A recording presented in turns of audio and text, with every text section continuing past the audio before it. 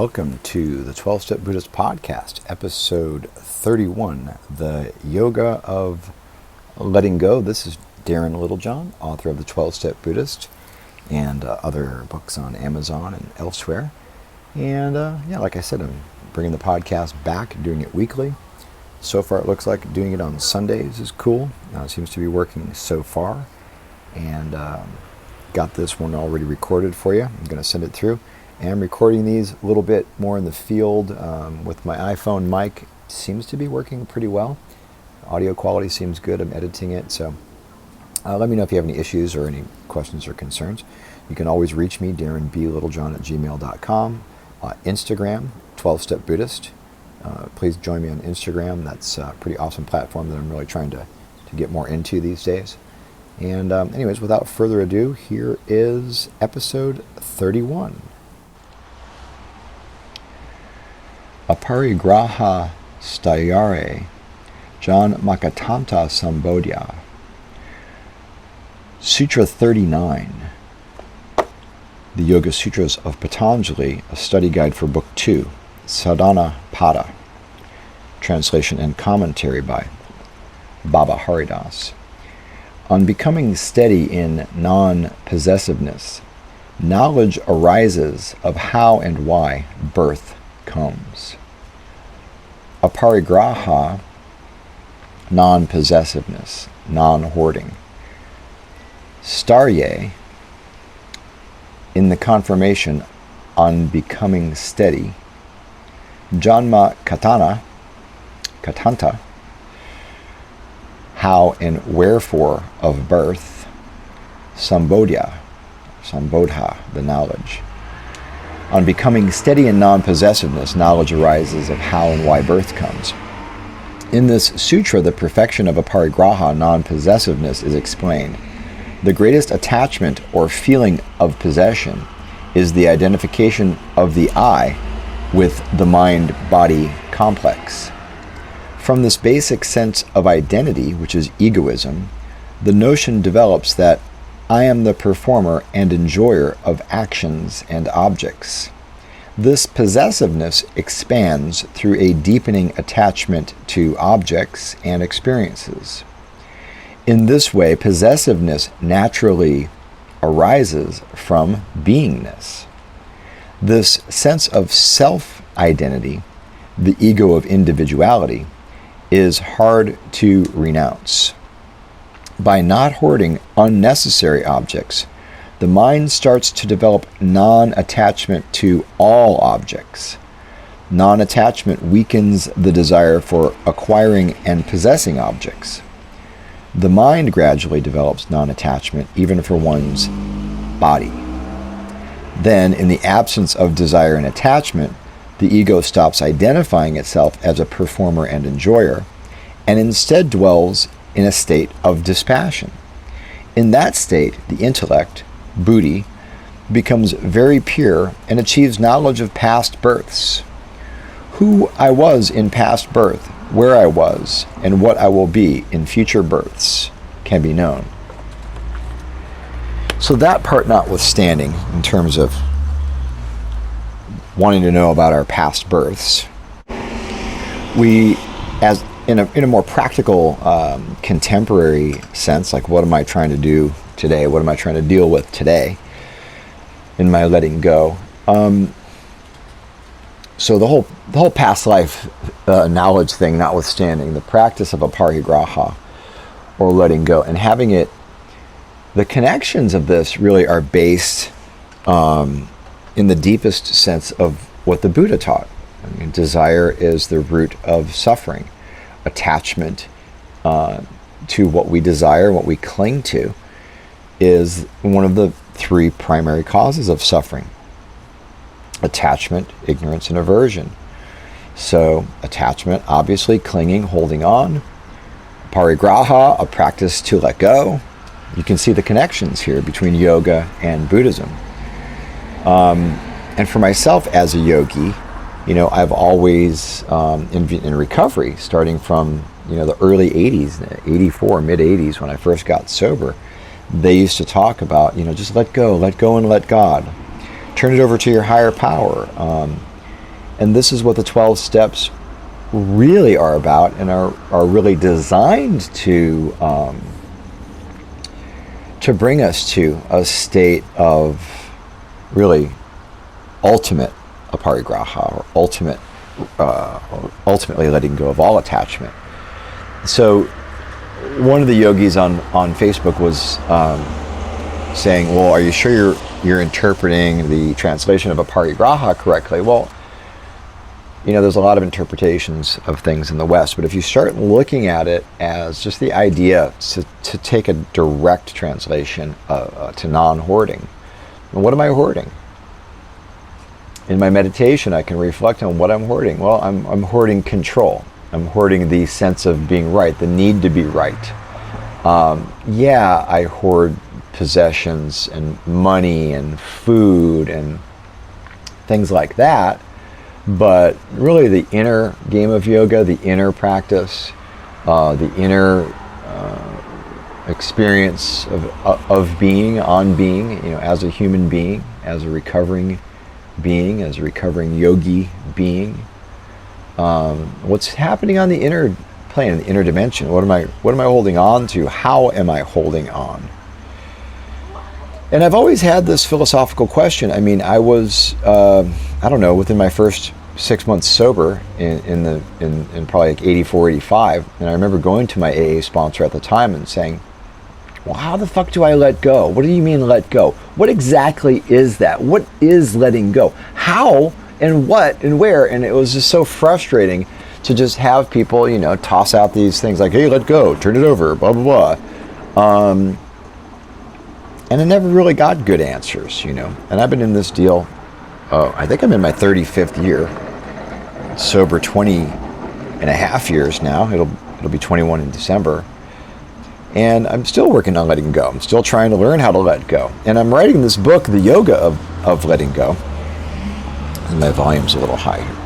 I'm writing The Yoga of Letting Go to teach myself how to let go on deeper levels, because I'm really not that good at it. And I still suffer and still struggle. As a yogi, as a Buddhist, as a recovering person, as a practitioner, as a meditator, it is definitely an area where there's development is needed. So I look to psychology. I look to modern psychology and what we know about particular afflictions and mental states, and problems, and I look at my own experience and write out and record practices, and bring those together with the esoteric traditions and systems, not just from the East, but we have here yoga and Buddhism we're talking about today. And just to get deeper, now I want to say, as the 12-step Buddhist, author and podcast and so forth, I'm not 100% super gung-ho Mr. AA. It's not my thing. I've been doing it a long time. I've been to a bunch of meetings lately. I'll support anyone I can and so forth, but I really do all these things to integrate a comprehensive, multifaceted recovery experience for myself. Yoga and fitness and mental health is huge to that. And in the first, the first 10 years for sure, I was really, really solid as a super AA guy. That's how I saw myself. And I don't recommend that people that are new, skip that part. I think you should go be a super AA person for a decade, at least. And I don't even know if you should ever not do that. A lot of people stay close to that and don't do anything else. And a lot of people don't do that at all. I talked about that in the 12-step Buddhist when it came out. So the idea of letting go and the concept of how to practice it is really what I'm trying to get to in this podcast, episode 31. And doing these weekly now. So something happened the other day. I dog sitting here in San Diego, and a couple of sweet, beautiful Rottweilers. They're old, like 15, 16, and male and female. And I was walking one after a couple of weeks, walking both of them actually, but the one dog pulled away from me, the female Shiba. She pulled away from me and like bolted and attacked this pit bull, or some big dog like a pit bull. And this lady is just like, and I'm like, shut the fuck up. What is your fucking problem? Shut up, stop screaming. I just lost my shit instantly because she was screaming so loud and the dogs were tearing at each other. And like, I have no volition to even like stop and think, hey, Darren, you're a yogi, be calm. You know what I mean? I mean, I'm calm, but I mean, I was just trying to get her to shut up because she was insane, like some kind of like weird old tweaker lady or something. Like, I don't know what her deal is, but she did nothing to stop it. Well, I got the dogs separated. She chomped down on my foot hard, and we both hobbled home, and she kept falling over while we were walking. And I'm like, I don't know what the fuck's going on. We came in the house and she fell over, wouldn't get up, got her to the ER. The owner is in the hospital. He's got broken legs, and you know, he can't walk, and it's just really. So I took her to the ER, and they're like, yeah, it's a broken bone, broken humerus, $5,000. Well, the service that I sit for, the app that I use, they have insurance, and they had it covered. They will cover the surgery, but turns out she's 15 and she has the bone tumor, which made her legs snap. Just crushing, just brutal, just unfucking believable. I think you know where I'm going with this. You know, the owner opted to put her down. I couldn't talk him out of it. It's not my decision. You know, I wanted it to be, and I wanted to take her and fix her and heal her like I would, but I obviously that's ridiculous for me to think of that. I'm not in a position to do it this time. But anyways, I took the other dog in with me, went to the vet, and we sang her the Song of the Vajra, and created a cause for liberation in future lives, a connection to me, a connection to the teachings, opened the 4 directions called in the Buddhism Bodhisattvas, the ancestors, the healers, the 4 elements. We had some chicken, and they euthanized her. And you know, I sat there with my face on her face and my hand on her head, holding her head and telling her she was doing a good job and that I loved her, and giving her the mantra Ahasha Sama, the cause of liberation, the 6 realms, liberation from the 6 realms. And that was brutal, man. That was hardcore. That was hardcore, because I just love the animals, and I just want to. But I failed, you know, in that somehow I don't know how it happened. She just shocked me and pulled away, and she was really docile. Boom, she saw this dog that she apparently has a thing with. And so that happened. So I'm in a state of grief, and a state of loss, you know, after coming out of, you know, a lot of grief and loss over the past few years. So I was really, really, really sad about this. And, you know, obviously I do what I do. I go to meetings, I share about it, I talk to people, and pray and meditate, do my spiritual practices, make offerings, try to be of service, go to a lot of yoga classes, and writing this book, The Yoga of Letting Go. This is book 2 in the Yoga of Transformation series. The first book, The Yoga of Self-Compassion, is out. I already put that up on Amazon. So there's going to be 3 ebooks. The third one is going to be The Yoga of Being a Badass, finding and owning and developing your power. That's going to be amazing. So putting all 3 of these together, and I'll put those 3 together as a print book once all 3 ebooks are done. We'll make an audiobook out of that and a printed journal for doing the practices. But, you know, right now I'm in the process of learning about letting go, studying grief literature, and it's really amazing. I'm not going to go too deep into this because we're just doing about 20 minutes on these podcasts, but I am doing them weekly, so we will develop the topic, and you can always read more deeply on this, and I will be putting some blog posts together on all of these. Speaking of which, the 12stepbuddhist.com, it's been there since 2008. Redoing the site, so if you go there, you're going to see things changing kind of as we go. I'm making it better, cleaner, faster, updating all the content. I've got 72 pages on there. I don't know how many blog posts, but everything should be looking awesome. Oh, if you're a CSS guru or a WordPress guru, or anything like that, you want to help out, you want to holler at me, I'm totally down for it. I did do a web developer boot camp last fall, but I'm not a super badass coder. I'm just aware of it and knowledgeable on it. But anyways, that's what I'm working on.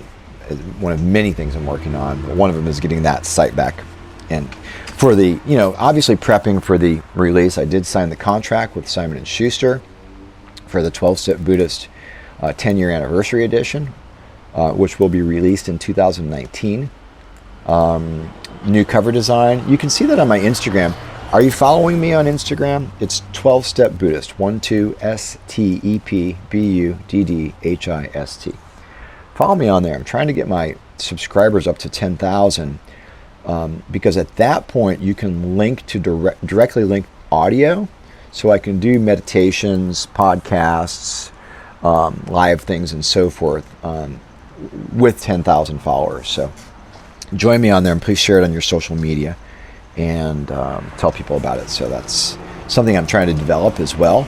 But this idea of letting go and let God, and being a Buddhist and not really having a God, I'm not a God person. And what about this little sweet dog, And what about watching the light and life dissolve and disappear from her eyes? It was weird because I'm watching this show. I don't watch too many shows, but I'm watching this show, Killing Eve, which is just a really, really well done, really cool actress who's the protagonist, which is a psychopath assassin, this girl. She's Russian. And, she gets off on it. She's entertained and curious and intrigued by the light going out of people's eyes. She has no remorse, no compassion. And I was thinking about that because I'm an empath. I'm a true empath. My therapist, friends I've known for decades, other empaths. Remind me to tell you in the next podcast about these really interesting series of synchronistic experiences with people that I keep meeting, primarily women with psychic ability and deep intuition and are empaths. Really weird. I keep meeting them one or two a week and having these sort of non-verbal conversations. It's pretty intriguing. Little breadcrumbs to let you know you're on the path. I think the angels are working in my favor. Hopefully. I think that's what's happening at any rate.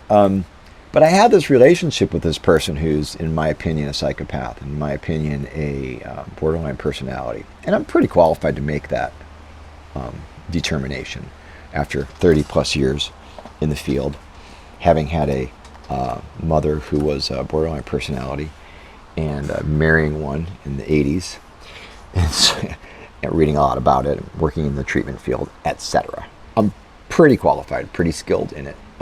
Unfortunately, not so skilled at avoiding it, not so skilled at letting go of it. One of the main reasons I'm working on this book, 18 months out of my separation, just a few months out of contact. I'm not really 100% out of contact because I still do bump into my ex at yoga and so forth. But the idea of this letting go stuff and looking at the light disappear and not even believing it, not wanting to believe it. So I'm holding Sheba, the sweet little baby. I'm telling her I love her. I know that she feels comfortable. They gave her the sedative first, and she drifted off peacefully. She let go. I was loving her, and she let her moment of passing was one of being loved and supported. As she was passing, I was fucking sobbing. But I didn't want to upset her, so I tried to pull my shit together and just be present for her and breathe with her, And I couldn't believe that I couldn't believe it. And I had my hand on her head. The other dog sniffed at her feet, and they took her away. And, the owner doesn't want the ashes. He couldn't even leave the hospital to go see her. I don't know if he really would have, but I took care of it. And, wow, man. Processing that, and one of the things, and I'm writing about this in the Yoga of Letting Go, there's a ton of misinformation. People do not know what to say to you when you have a loss. Everyone will experience a major loss every 9 to 13 years, according to the studies. So you're going to lose somebody you love. You're going to lose a pet, a parent, a child, a friend. And I've lost a ton. And, we've all had our losses, but a lot of people don't know how to deal with it. They, like I said to my one little yoga friend, told her what happened, and she goes, well, it wasn't your dog, right? And I go, no. And she goes, oh, good. And then she started talking about something else, and I'm like, whoa, disconnect. What do you mean good? It's not good. I'm glad it wasn't Gizzy, but it's going to be Gizzy. This is the cycle that Buddha talked about. Birth, sickness, old age, death. This is what we call samsara. This is the infinite cycle of rebirth. And part of this aparigraha teaching from Patanjali that we're discussing today is the ability to see your past lives. If we can get there as meditators, to see our past lives and to see how we've gone through the cycle of birth, sickness, old age, and death, infinite number of times. Maybe this is an ability to give us an awareness into our karmic history and into our present and into our future, so that we can achieve total liberation for the benefit of all beings. So you can get a free meditation download. I've got for exclusive to the podcast listeners. If you go to the 12stepbuddhist.com/free-meditations, I'm going to be making a library of those. I do really good meditations at my yoga classes here in San Diego. I've been doing these for years. I did write a book based on those called How to Gain Nothing from Buddhist Practice. That's also on Amazon. And cool, just a gift for you, and something cool that I like to share, because for some reason I'm channeling when I do these meditations. I go into it, stuff comes out of my mouth, it's just coming through me. It's pretty awesome. I like hearing it. I'm like, wow, that's pretty neat. So check that out, the 12stepbuddhist.com/free-meditations. You can share those if you want. I'm just saying, I'm putting it out. I'm not advertising that anywhere except for on the podcast, just for you guys. I talked about redoing the website, and I'm going to be doing interviews. Keatski Hawk, author of, I think her book is called The Yoga of Recovery. She's got a few books. She's a long-term yogi and recovering person, she won't mind me saying. We're going to do an interview, maybe split that up into a couple of episodes.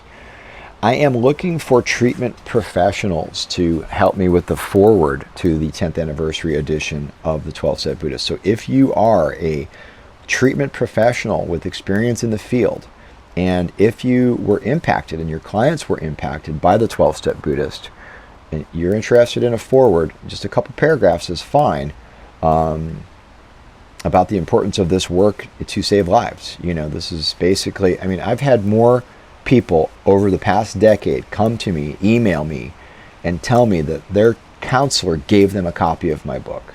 People that are, scoffing at AA and whatever, and that's a big deal. So I'm really going to be, going out to treatment centers on a bit of a lecture tour next year.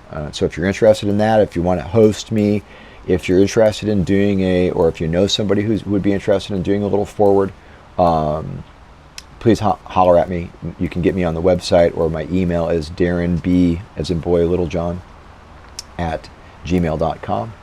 And you can also ping me, direct message me on Facebook or Instagram and that sort of thing.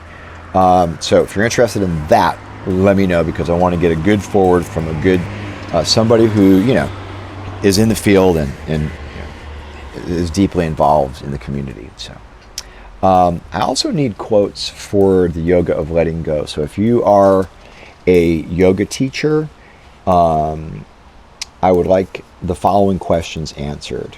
And if you want to email me these or direct message me, I will put these in the book if they're ones that I select. I can also link back to your site and so forth to give you that connection.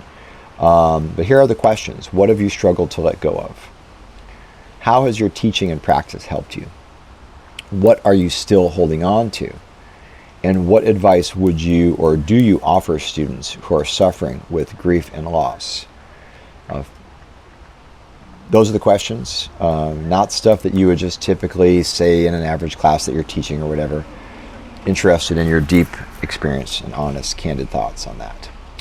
Okay, so that's pretty much it. You can go to Amazon and grab the Yoga of Self-Compassion. The direct link is bit.ly/yoga of self-compassion. I think I gave you the wrong link in the last podcast. Sorry about that. But it's Yoga of Self-Compassion. Or you can just simply type Darren Littlejohn into Amazon, come up with my author page, or you can type in the Yoga of Letting Go.